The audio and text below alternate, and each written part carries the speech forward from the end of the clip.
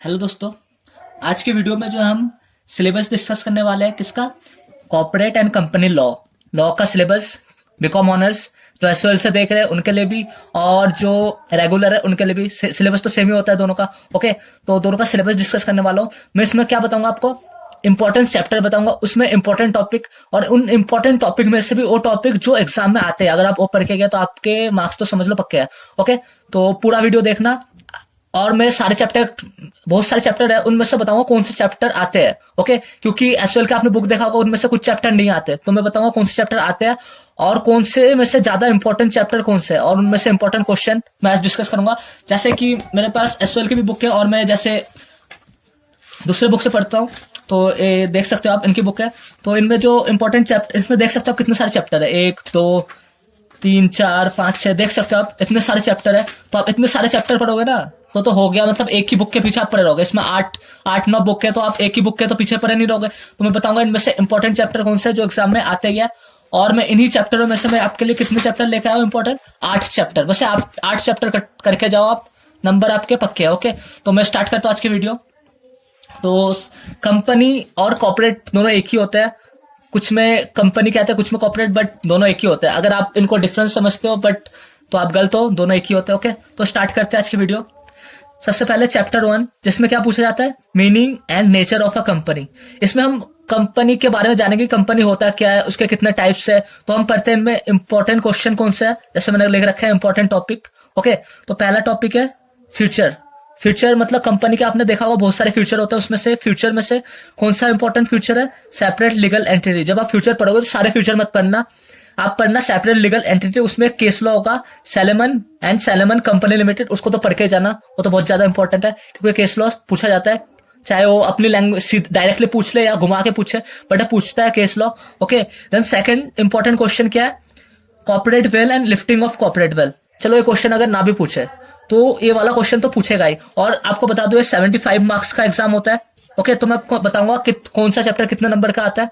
Okay, तो second question जो important है, corporate veil and lifting of corporate well. Okay, तो ये तो करके जाना। और इसमें इस दोनों में से अगर बात करूं, सबसे ज्यादा इंपॉर्टेंट है लिफ्टिंग ऑफ कॉर्पोरेट वेल। इसके अंडर आता है अंडर जुडिशियल इंटरप्रेशन। इसके जो है पांच केस लॉ है इसके। ओके, तो एक केस लॉ आते हैं, उनमें से 2 केस लॉ तो पूछे जाते हैं, तो आपको 5 केस लॉ करना होगा। मैं बता दूं कि मैंने जो ये सिलेबस बता रहा हूँ, इनके मैंने सारे चैप्टर अपने मेरे आईडी में जाके वहां पे आपको प्ले लिस्ट दिखेगा, उस पर आप जाओगे तो मेरे ये सारे चैप्टर करवा रखे हैं, तो आप देख सकते हो उसमें से आप पढ़ सकते हो।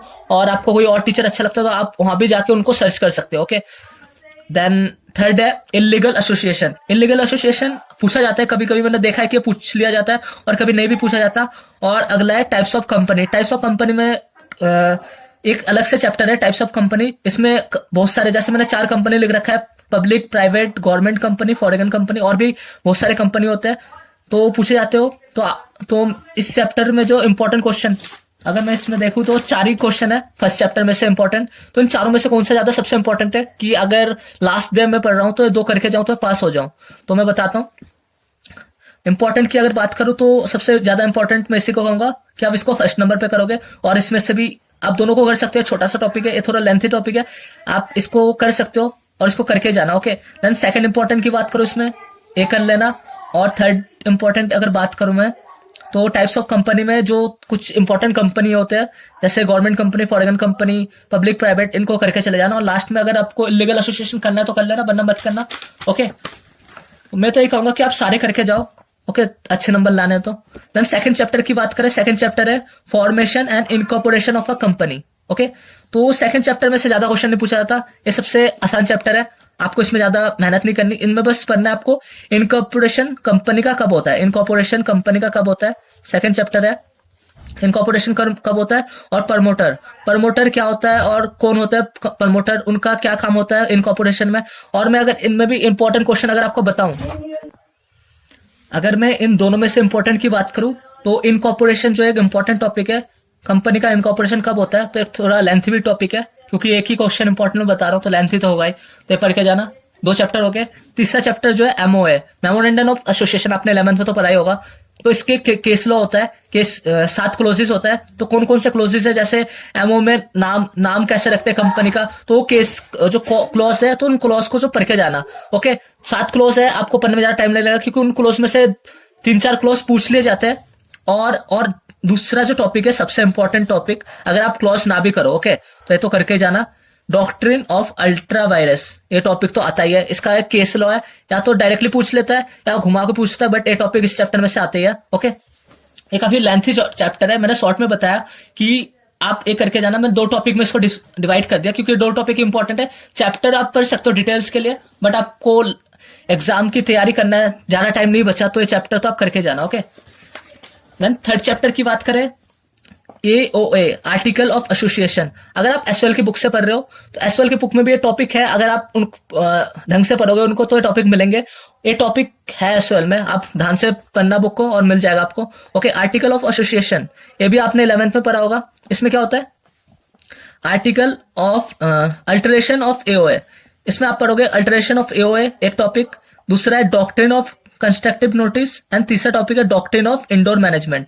उसमें भी आपने डॉक्ट्रिन पढ़ा था, इसमें भी डॉक्ट्रिन के 2 टॉपिक है, तो सोच सकते हो कितना ज्यादा इंपॉर्टेंट है। अगर आप ना भी पढ़ रहे हो अल्टरेशन, ये 2 टॉपिक तो पढ़ के जाना क्योंकि क्वेश्चन जो है इन 2 टॉपिक में से बनता है। आर्टिकल ऑफ एसोसिएशन ये भी काफी लेंथी चैप्टर है, बट इनमें से जो 2 टॉपिक इंपॉर्टेंट है, अगर आप डिटेल के लिए पढ़ोगे तो आप पढ़ सकते हो। बट आपने पढ़ रखा होगा AOA क्या होता है 11th क्लास में, तो आपको मुझे नहीं लगता कि आपको डिटेल्स की जरूरत होगी। ओके, तो थर्ड चैप्टर हो गया।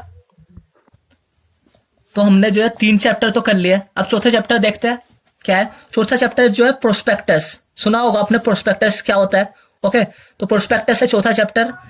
इसमें भी मैं 3 क्वेश्चन लाया आपके लिए पूरे चैप्टर में से ढूंढ के, कौन से 3 क्वेश्चन एग्जाम में आते हैं और बहुत ज्यादा इंपॉर्टेंट है। तो इसमें पहला पूछा जाता है टाइप्स ऑफ प्रोस्पेक्टस, दूसरा पूछा जाता है golden rule for framing of prospectus, and तीसरा पूछा जाता है miss statement in prospectus. Okay, तो टाइप्स कितने होते हैं प्रोस्पेक्टस के, गोल्डन रूल क्या है और miss statement of in prospectus.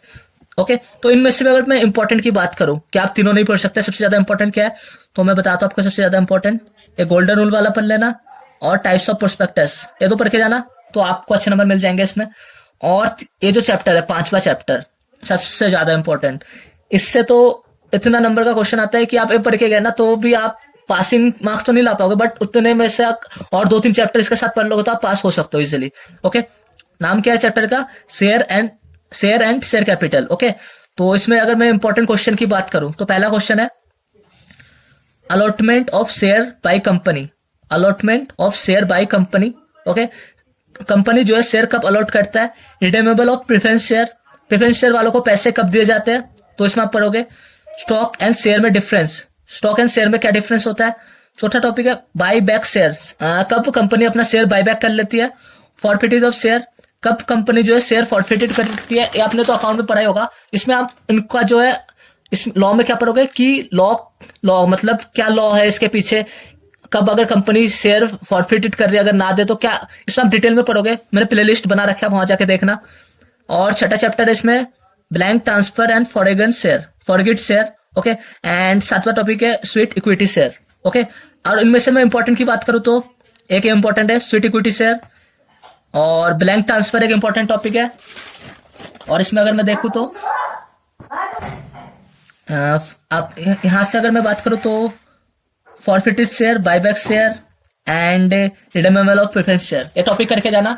Okay, and 6 chapter की बात करूं, 6 चैप्टर जो है 3 पार्ट में डिवाइड है, मीटिंग को जो है 3 चैप्टर है मीटिंग के। ओके, तो 3 चैप्टर में से मैं 2 चैप्टर मैं इस तीनों चैप्टर को बना दिया मैंने, और दोनों चैप्टर में से मैं जो मैं इंपॉर्टेंट क्वेश्चन बोलने वाला हूं वो तो आते ही एग्जाम में, मैं देखता हूं। पहला क्वेश्चन बनता है जनरल मीटिंग, आपको टॉपिक मिलेगा जनरल मीटिंग, इंपॉर्टेंट क्वेश्चन है। दूसरा क्वेश्चन है क्वेरम फॉर अ जनरल मीटिंग, क्वेरम क्या होता है और जनरल मीटिंग में क्वेरम का क्या काम है ये देखेंगे हम। और प्रॉक्सिस एंड राइट ऑफ प्रॉक्सी, तो प्रॉक्सी कौन होता है, राइट क्या होता है प्रॉक्सी के, और रेजोल्यूशन OR एंड SR। तो इसमें से अगर मैं इंपॉर्टेंट क्वेश्चन की बात करूं, प्रॉक्सी एंड क्वेरम जनरल मीटिंग में क्या क्वेरम होता है। ओके, तो इंपॉर्टेंट क्वेश्चन है। और सेकंड पार्ट में जब आप पढ़ोगे मीटिंग का सेकंड पार्ट, तो उसमें क्या होता है statutory meeting, annual general meeting, extract ordinary meeting. Okay, 3 chapter होते हैं। इसमें से अगर मैं इंपॉर्टेंट क्वेश्चन की बात करूं तो इसमें से इंपॉर्टेंट क्वेश्चन बनता है इन दोनों में से, ये 2 टॉपिक में से एक टॉपिक तो आता ही है, statutory meeting and annual general meeting में से एक टॉपिक बनता है। ओके, तो दोनों में से एक टॉपिक करना।